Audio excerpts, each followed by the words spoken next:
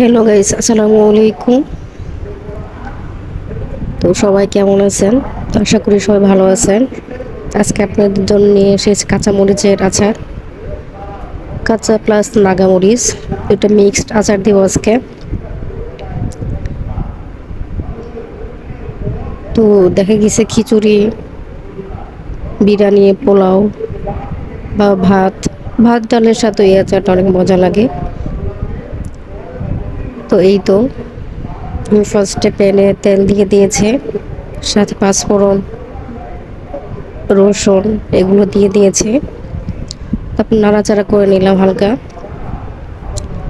তারপরে এতে দিয়েছি হচ্ছে সরিষা বাটা, একটু হলুদ, একটু লবণ, সব একসাথে তেলে দিয়ে দিয়েছে। আর এগুলো এখন নাড়তেছি অনবরত, যাতে নিচে না লেগে যায়। তো অনবরত নাড়তে হবে যাতে সরিষাগুলো পুড়ে না যায়, কারণ পুড়ে গেলে তিতা লাগবে। তাই অনবরত নাড়তেছিলাম।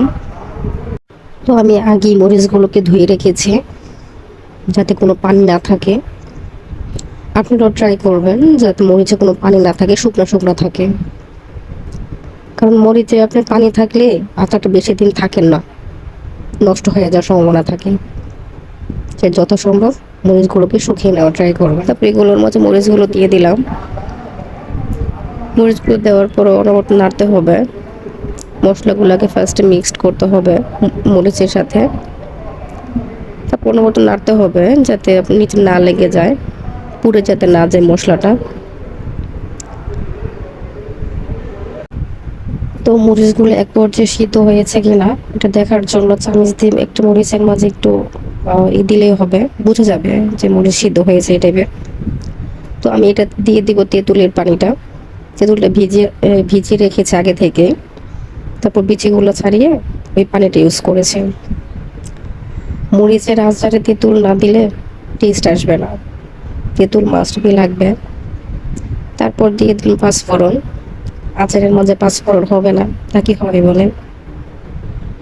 পাঁচফোড়নটা দেওয়ার পরে আচার থেকে এত সুন্দর স্মেল আসতেছিল যে মনে হচ্ছিল যে আমি তখনই খেয়ে ফেলে।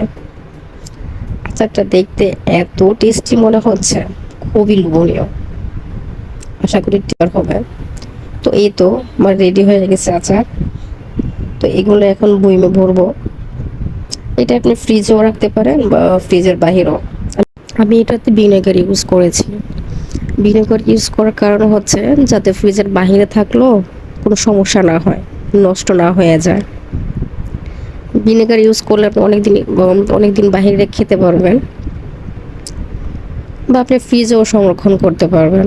এটা আসলে আপনার উপর ডিপেন্ড করবে যে আপনি কী করবেন। তো এই তো আমার ভিডিওটি কেমন লেগেছে প্লিজ কমেন্ট করবেন। আর আমার ভিডিওটি দেখার জন্য সবাইকে ধন্যবাদ।